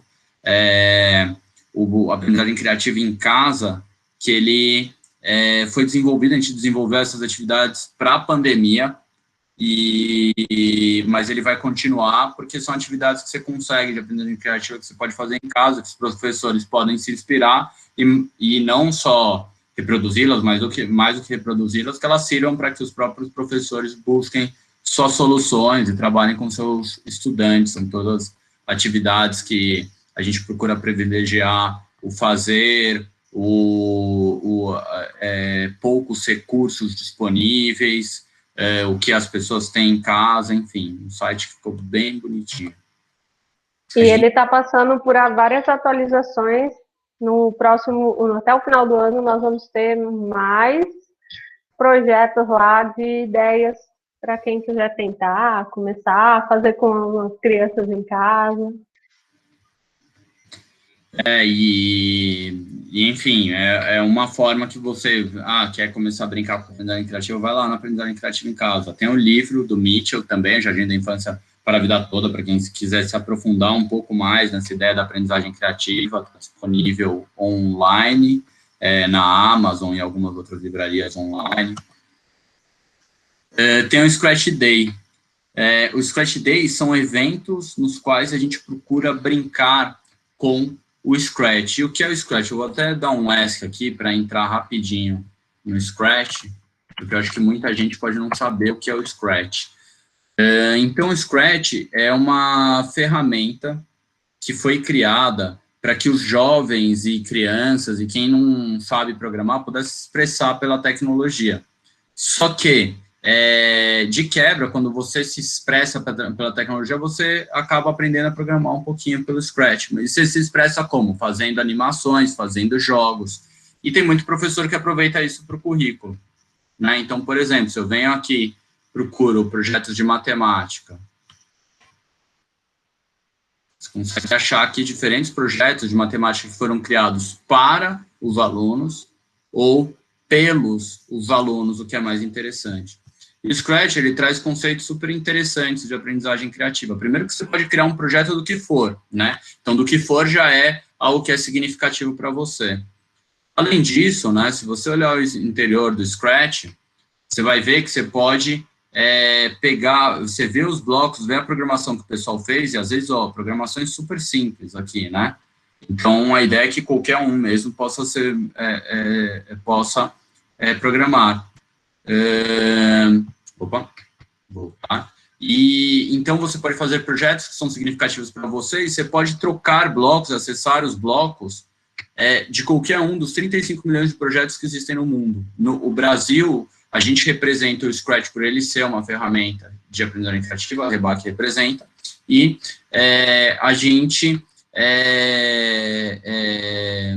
tem atualmente cerca de 400 mil projetos no Brasil. O Scratch Day é um evento que a gente procura celebrar o Scratch e a cultura da aprendizagem criativa nas escolas públicas do país. Em 2019, a gente teve cerca de 550 eventos espalhados no país, sendo que 85% desses eventos ocorreram em escolas públicas, pessoal. Então, é mais uma forma, né, que conhecer o Scratch e promover o Scratch Days é mais uma forma de levar para as escolas públicas a cultura do Scratch. O Bora Criar, que daí eu posso chamar a Ellen para falar um pouquinho, que ela está participando do desenvolvimento do Bora Criar, quer falar um pouquinho? Então, o Bora Criar, ele é em 2 níveis hoje, né? No Fundamental 1 e no Fundamental 2.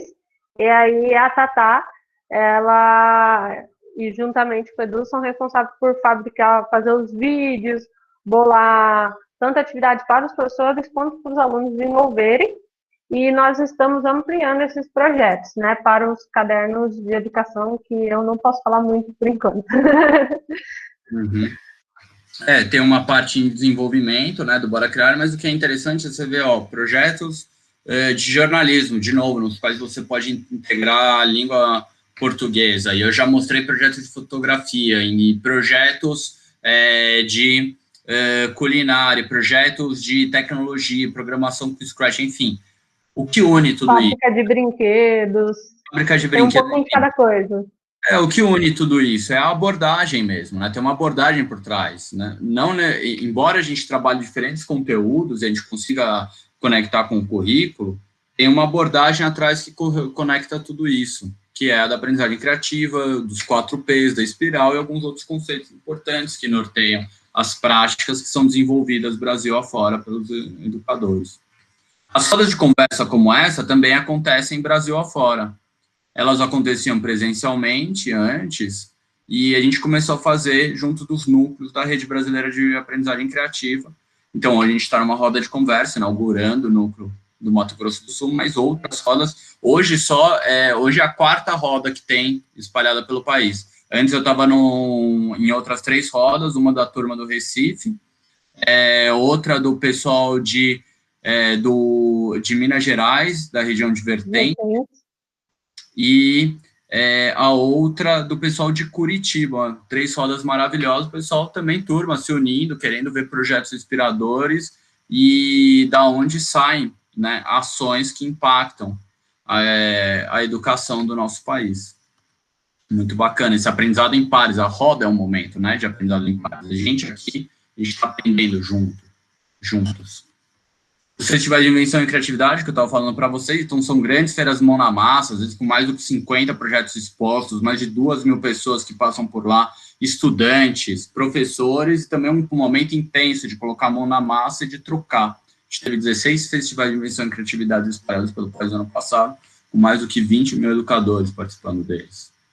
E a Semana de Aprendizagem Criativa, está errado aqui, né, a data vai ser daqui a 2 semanas, pessoal. Se alguém puder jogar o link também da Semana de Aprendizagem Criativa, então daqui a 2 semanas a gente vai ter a Semana de Aprendizagem Criativa com painéis fantásticos. O pessoal do Tinkering Studio, para quem quer aprender um pouco mais sobre essa história de mão na massa, vai dar oficina. Tinkering Studio, eles são referência nos Estados Unidos com esse trabalho mão na massa, de construção, alta e baixa tecnologia, experimentação pelo acerto e erro. Além deles, a Natalie Rusk, ela é pesquisadora de aprendizagem criativa, é o braço direito do Mitchell lá no laboratório no Lifelong Kindergarten, no laboratório do Media Lab, que da onde surgiu toda essa ideia de aprendizagem criativa. Ela vai estar presente também. A gente vai ter um painel também de articulação, de como que você pode articular a aprendizagem criativa. Vão ter oficinas de design de aprendizagem criativa, muitas experiências super bacanas. Então, Helene, se você puder pôr o link no chat para o pessoal entrar mais fácil, eu agradeço. A Dai já colocou o link. A Dai, obrigado. Isso. E, assim, quando a gente fala, o tal pesquisador idealizou, tem pesquisa, assim, mas a gente tem muito essa ideia também que a aprendizagem criativa, ela é feita e ela é criada no chão de sala de aula, para as pessoas que estão na prática, fazendo prática, refletindo e depois teorizando e voltando para a prática, né? Essa espiral que a gente faz a aprendizagem criativa. A gente não encara ela como uma doutrina, né? Como uma teoria ou como um passo a passo. A gente cria ela e a gente cria Brasil afora. Junto com as pessoas que estão lá no nosso fórum de educadores, né? Com mais do que 4.000 educadores, mas também nos núcleos regionais espalhados pelo país. Então, aí tem um mapa dos núcleos regionais, todos eles promovendo suas rodas e outras ações, como FIX, Scratch Days, enfim. E para você participar, né, tem 2 tipos de pessoas que participam da rede. Quem quer conhecer a aprendizagem criativa para adotar na sua prática, ou simplesmente é um curioso sobre o tema, um pesquisador, enfim, você pode estar conectado com a gente. Ou também quem quer articular, quem quer ter mais protagonismo, procura aí a Dai, quem quer espalhar isso pelo Mato Grosso, procura também a Ellen ou a Mauri pelo grupo de WhatsApp. Quem não está no grupo de WhatsApp, entra lá no grupo também, que você pode estar conectado com a gente, né, e vamos articular com a gente a aprendizagem criativa. A gente quer transformar a educação, né, nós somos um movimento que quer transformar a educação, e a gente precisa se juntar, né, precisa unir forças, esse é o caminho. Então, você pode se inscrever lá no site da Rebac, lá no fórum, se apresenta, tem um tópico de apresentação, e lá tem vários links de atividades também nesse tópico de apresentação, ele é bem legal. E além dos links de atividade, quando você se cadastra lá, novidades que são inseridas de aprendizagem criativa no Brasil inteiro, você pode receber no teu e-mail. E além disso, também, cadastrar, entrar no grupo de WhatsApp, aí o pessoal, os articuladores locais podem passar aí pelo chat, o link, entrar no grupo de WhatsApp local, ou também o caminho do articulador, aí é legal, faz o LCL, o Aprendendo a Aprendizagem Criativa, que vai ter daqui a pouco, participa da semana, procura os articuladores, então, participa das rodas, e a gente está começando um curso de formação de articuladores, ainda é um piloto, mas logo a gente vai oferecer esse curso em mais larga escala também. Alguns próximos passos, então a gente tem uma reunião geral, a gente tem a reunião de núcleo, que é a roda, e a gente tem uma reunião geral. Terça-feira que vem tem reunião geral da rede, quem puder participar, quem quiser participar, a gente vai falar de outros temas de interesse. Essas reuniões gerais são abertas para qualquer um, desde articuladores ou participantes da rede, quem quiser saber de novidades da rede, aparece lá. E tem a semana de aprendizagem criativa, que vocês já puseram o link aí, do dia 21 ao dia 25. Nossos canais, acho que esse eu vou copiar daqui a pouquinho lá no chat. Eu acho que é bacana falar, Guilherme, que não existe só um tipo de roda nos nossos projetos, né? São vários tipos de roda. Tem rodas que são para a gente trocar as experiências, né? Cada um compartilhar suas experiências e a gente conversar um pouco disso e se ajudar. Existem rodas que são para a gente fazer ações na prática. Então, para a gente aplicar isso na prática mesmo aqui, construindo com cada um de vocês, né? E tem um outro tipo de roda, Guilherme. Como que é o nome que a gente dá? O nome sumiu aqui da cabeça. Então, tem as rodas criativas que são mais mão na massa, as rodas que nem o pessoal fala lá em Minas, chama de roda de prosa. É muito boa. Que são mais relatos que tem um formato mais de relato de experiência, ou também as rodas de conversa podem ser mais livres mesmo, vamos chegar e vamos conversar sobre algum tema, angústia ou conquista que está pintando, também é outro formato. Então, são rodas de conversa, troca de experiência, e as rodas criativas que são oficinas mais mão na massa. São esses diferentes formatos que a gente tem. A Ellen falou da falta de apoio financeiro e parceiros, mas a rede, pelo que vi do site, tem entre seus membros a Fundação Lehman. Sim, a Fundação Lehman é o principal mantenedor, é quem mantém uma equipe fixa, né? Ela é nosso mantenedor, basicamente é isso. Felizmente, a gente consegue ter recursos dessa forma, mas a gente também não para, a gente tem uma área, né, tem pessoas buscando formas de obtenção de recursos, porque a gente precisa de recursos para expandir e para que a aprendizagem criativa chegue em todos os cantos do país, é por aí mesmo.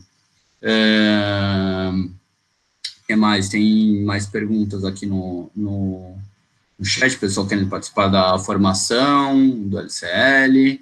Quem está no grupo, Guilherme, quem está lá no nosso grupo do WhatsApp, eu já coloquei todos esses links na descrição do grupo, tá? E coloquei também aqui o link do grupo do WhatsApp, caso alguém ainda não esteja por lá, a gente vai conversando por lá também. Maravilha, legal demais. Então é isso, se tiver alguma pergunta também, podem mandar, eu estou lá no grupo do Mato Grosso do Sul também, e vamos conversando, né? Eu acho que isso daqui, a nossa proposta é de aprender juntos, não é a rede que inspira as pessoas, são as pessoas que inspiram a rede. Então são projetos como o da Ellen, ou de todos vocês, através desses projetos que a gente vai revolucionar a educação. Até que ele, implementando o próprio formulário de inscrição, tinha um item que perguntava, né, se alguém tem alguma ação que queira apresentar para o grupo, né, e as pessoas podem ter preenchido aí, de repente, alguma ideia, que esse compartilhamento também pode ser importante, né, para a gente conhecer o trabalho de todo mundo, de repente até essa troca de experiências vai acontecer daqui para frente também, né, aqui no núcleo, né, do Estado. Sim, no sim. mês que vem a gente já tem uma programação, né, inclusive a Neide, que está aqui com a gente, vai estar junto, e tem mais uma pessoa, né, Ellen, para esse dia, então... A Gislaine, do grupo de São Paulo, ela vai fazer uma participação com a gente. Acho que está lá na nossa apresentação final. Sim, sim. Só podia responder uma perguntinha aqui, ó. A Maria Aparecida Lima dos Santos, ela colocou: a Fundação Lema é uma das financiadoras de discursos contra o sistema público de ensino, disseminando ideias que investem na desestruturação por dentro das escolas públicas, e o que acham disso? Eu posso falar do contato que eu tenho com a Fundação Lema. Eu acho que eles têm projetos diversos, eles têm diferentes visões de educação, e da parte, né, que toca a rede especificamente, e essa ideia de promover uma educação mais criativa, eu te digo que a gente não conseguiria estar chegando com projetos mais criativos espalhados pelo país sem o apoio deles, né? Tem sido fundamental, super importante. E acho que a gente vive numa época de opostos, de polarização tão complicada, que quem está querendo ajudar a promover uma educação mais criativa, ou se, pelo menos, se eles veem valor nessa educação mais criativa, embora eles tenham várias outras iniciativas, né, e cada um aponta para um canto da educação, mas se eles querem nos apoiar e acreditam nisso, eu acho que a gente agradece muito, a gente está conseguindo ver muito impacto na educação pública, e acho que a questão da desestruturação dentro da escola pública, né, eles têm uma visão de educação, aliás, tem visões dentro da Fundação Lehman, mas eles investem demais também em formação para professores de escola pública, formações de diferentes tipos, algumas que têm um lado mais conteudista e algumas que têm um lado muito ligado a uma escola progressista, realmente. Tem pessoas lá dentro que têm visão progressista de educação, sim, e que defende um ensino público e de qualidade, né? Então, eu posso falar pela relação que eu tenho com eles, né? É o que eu consigo falar. Quer continuar aí, Dai?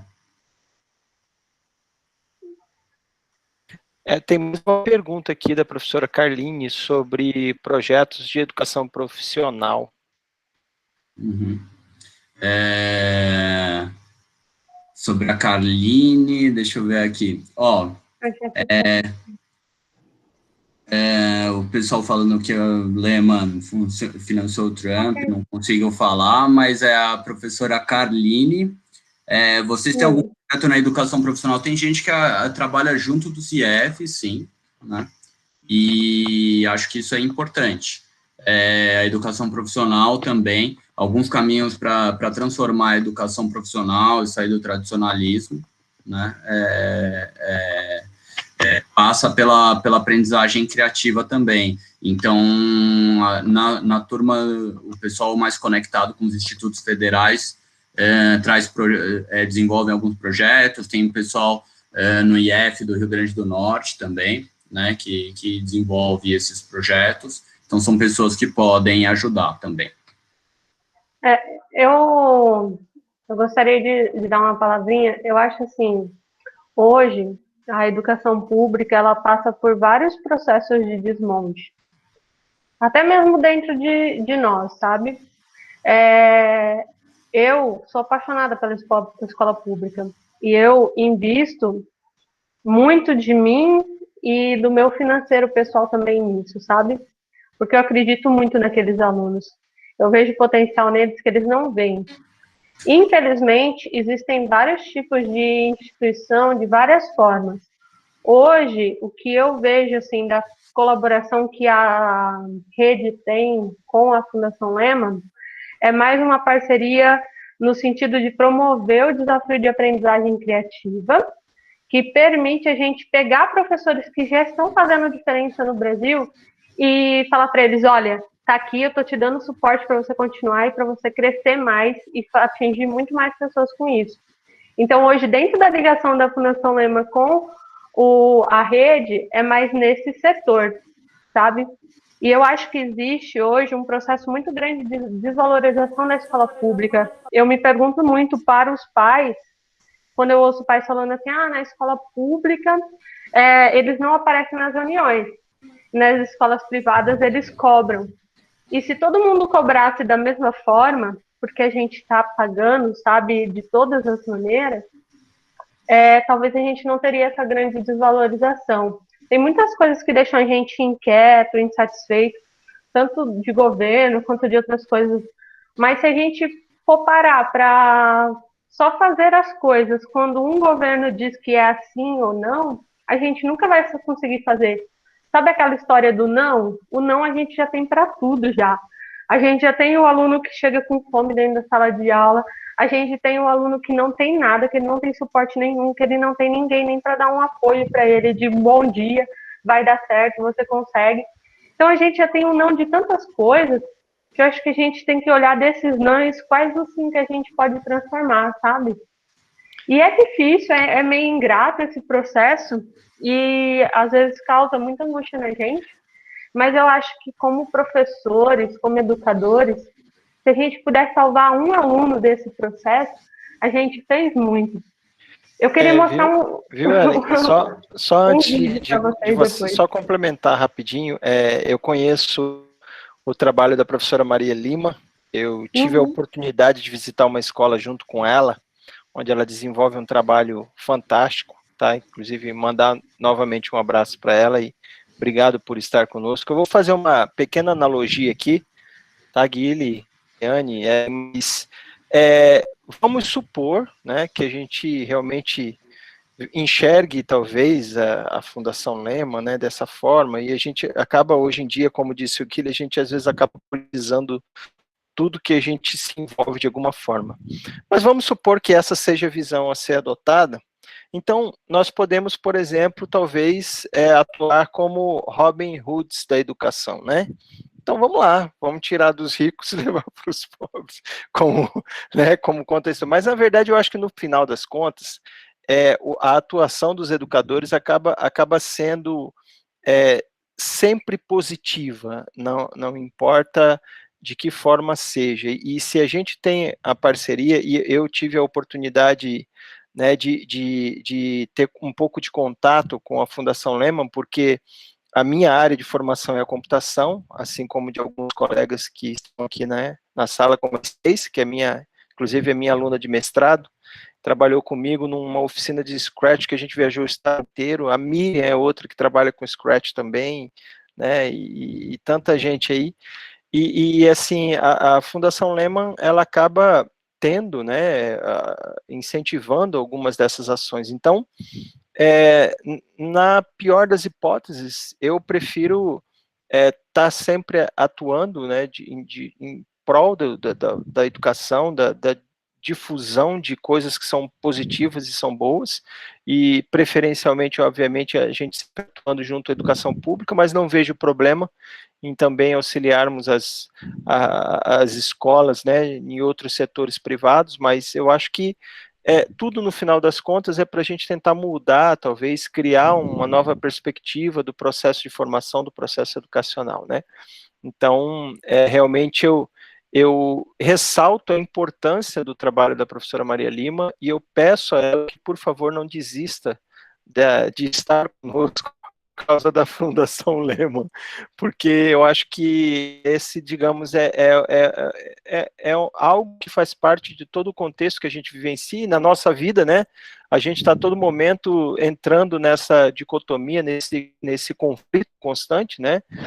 A gente, às vezes, né, como diz uma vez eu ouvi o cara do Linux, né, o Mad Dog, criticava quem tomava Coca-Cola, né? Então, quer dizer, a gente está nesse contexto, né, de mundo, e eu acho que a gente precisa lutar exatamente para tentar levar ações como essa, que são tão importantes para a educação, adiante, tá bom?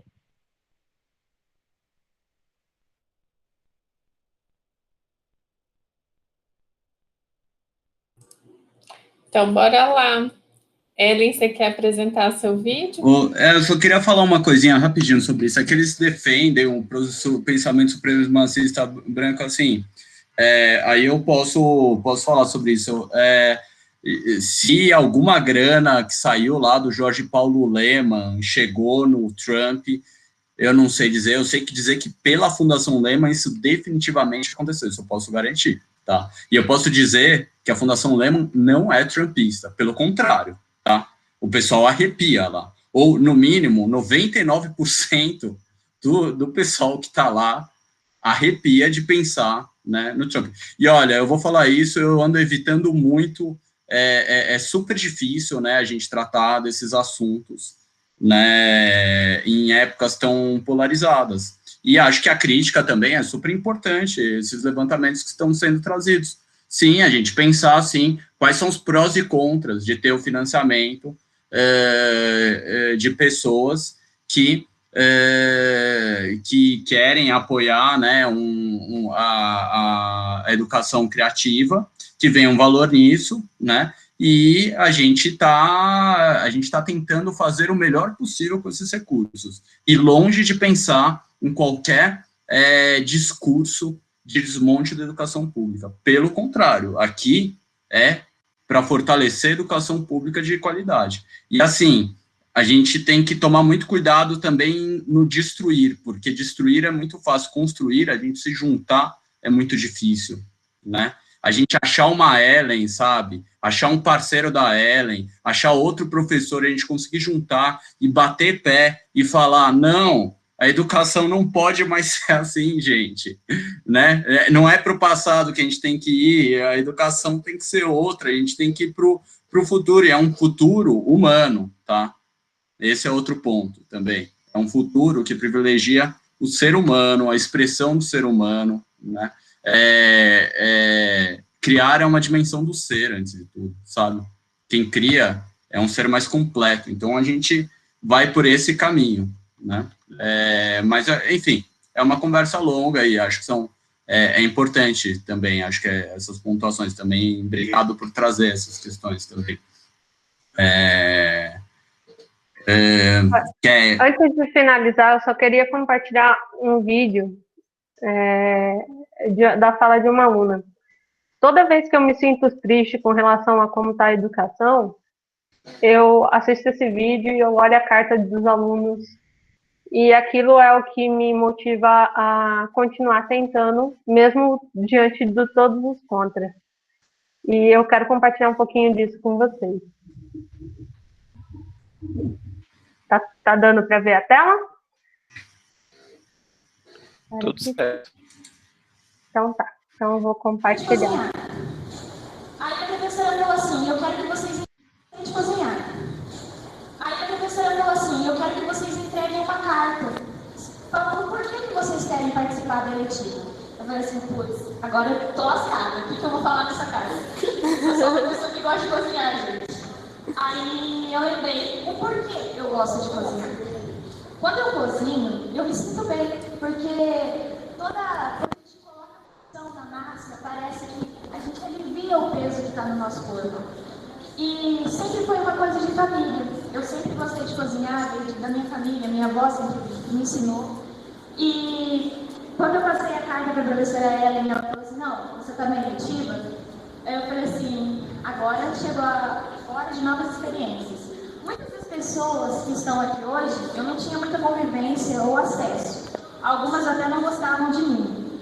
Ao passo que eu entrei dentro da eletiva, né, Madu?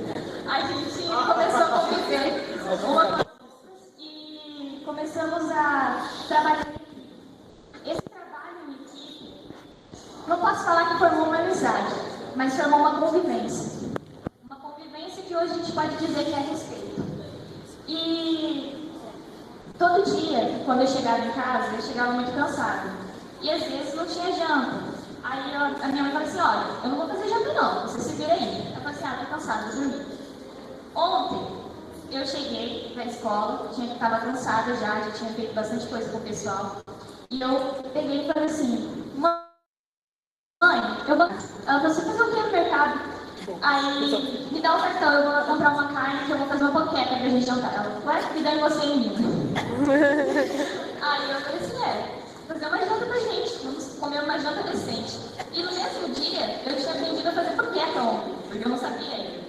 E a mesma massa da panqueca que eu fiz aqui, eu fiz na minha casa. E a minha mãe falou assim, onde você aprendeu a fazer isso? Eu falei assim, eu aprendi na escola. Aí ela falou assim, agora as escolas estão ensinando mais do que só português e matemática. Eu falei assim, pois é. Grande parte da culinária envolve matemática, envolve português, porque você tem que saber ler. E você tem que saber administrar os ingredientes. E então, eu gostaria não só de agradecer pelos vários momentos que a gente teve esse ano, pelo aprendizado de fazer cada comida, do trabalho em equipe. Eu quero agradecer a cada um aqui hoje pelo companheirismo, por me aguentar, porque eu não sou uma pessoa difícil, eu não sou uma pessoa fácil. Verdade. Principalmente eu costumo ser bem mandona. E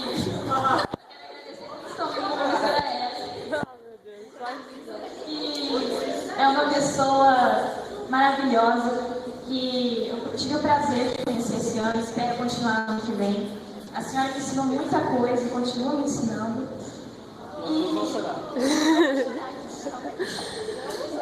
Vamos lá, segura que eu seguro. Cada dia aqui hoje, chegar nesse dia aqui hoje, com todo mundo aqui, ver os esforços que a gente fez e chegar aqui e todo mundo fala assim, não, a gente conseguiu, a gente fez isso não só graças aos professores, mas a cada esforço aqui, porque exige esforço, é um privilégio e é um grande agradecimento. Então eu quero agradecer muito, tá bom, professores? Professores e professoras.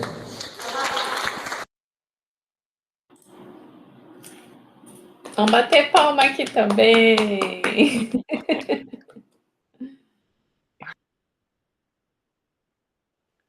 Tá fechado, Ellen. Tá fechado.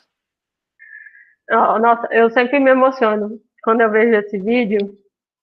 E eu penso assim, se cada um dos alunos que a gente puder, com um pouquinho que a gente tira da gente para fazer por eles, o quanto isso é significativo para eles, já valeu todo o esforço, sabe? Não vai ser fácil, mas não é impossível. E eu acho que a ideia do núcleo é exatamente esse: a gente se juntar e a gente ter força para a gente conseguir fazer essa diferença que a gente tanto deseja, né, e almeja dentro da educação. E eu tenho certeza que a gente pode, e a gente é muito mais forte juntos. E é por isso que eu estou tão feliz da gente poder ter um núcleo que está tão interessado em trabalhar a aprendizagem criativa na prática, na sua vivência, e trazer isso para dentro da sua profissão. E eu gostaria muito de ver vocês junto com a gente durante todo esse percurso crescendo junto. Eu estou aprendendo muito sobre aprendizagem criativa e eu vou continuar aprendendo e eu quero muito aprender com vocês. E é isso que eu queria falar. Obrigada, Ellen. Obrigada, Gui. Obrigada, Ellen, pela inspiração, pelo projeto que trouxe muita motivação, muita inspiração para o grupo e nos deixa com vontade de fazer diferente, de trabalhar junto, de fazer junto. E isso é muito importante. E nessa tela que a gente está aqui, hoje somos 3 articuladores aqui, a Mauri, Ellen e eu. E fica o convite para quem quiser fazer parte, né? A gente está de portas abertas para quem quiser somar, para quem quiser trabalhar junto com a gente e aprender junto com a gente, né? Somos eternos aprendizes da aprendizagem criativa, porque cada vez mais essa espiral ela continua, né? E a gente tem sempre coisas novas para aprender o tempo todo, nos diversos espaços e durante toda a nossa vida, e isso é muito importante. E deixo aqui mais uma vez o link, o QR Code, tem o link também do nosso grupo do WhatsApp. A gente agradece muito a participação, ninguém foi embora, a gente ultrapassou bastante o tempo e ficamos aqui com 26 pessoas o tempo todo, e isso nos mostra, né, que todo mundo está querendo saber, querendo aprender, querendo trabalhar junto, isso é muito legal. E muito obrigada pela participação de vocês. A gente já vai começar a divulgar a nossa outra roda, né? Em novembro a gente está aí com a Neide, aqui do MS, e com esqueci o nome de novo, Ellen. Com a Gislaine. Com a Gislaine, e vai ser mais um momento de muita aprendizagem para todos e todas nós. E eu queria agradecer, e provavelmente nós vamos colocar no grupo em breve algumas sugestões para vocês de horários, para vocês contarem um pouquinho para nós quais são os melhores horários para vocês, né, para a gente podendo alinhar melhor aí as questões do nosso núcleo, e vai ser um prazer imenso poder aprender junto com vocês. Vamos tirar uma foto, gente? Vou pedir quem quiser abrir a câmera e quem puder, e fazer uma pose bem bonita aqui. Agora as nossas fotos de tela, né? Eu vou fazer essa foto nossa aqui. Vou esperar todo mundo abrir. Olha aí, todo mundo. Que lindo ver todo mundo.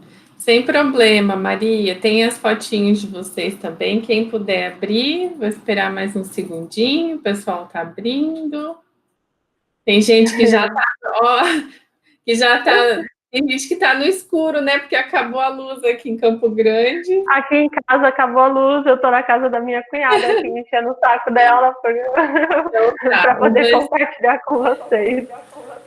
1, 2, 3, todo mundo sorrindo. Aí. Legal, gente, está registrado. Vou encerrar aqui a gravação. E uma Muito boa obrigada. noite de todas, bom descanso e a gente continua essa conversa lá no nosso curso. Boa noite, gente. Muito bom. Obrigada, pessoal.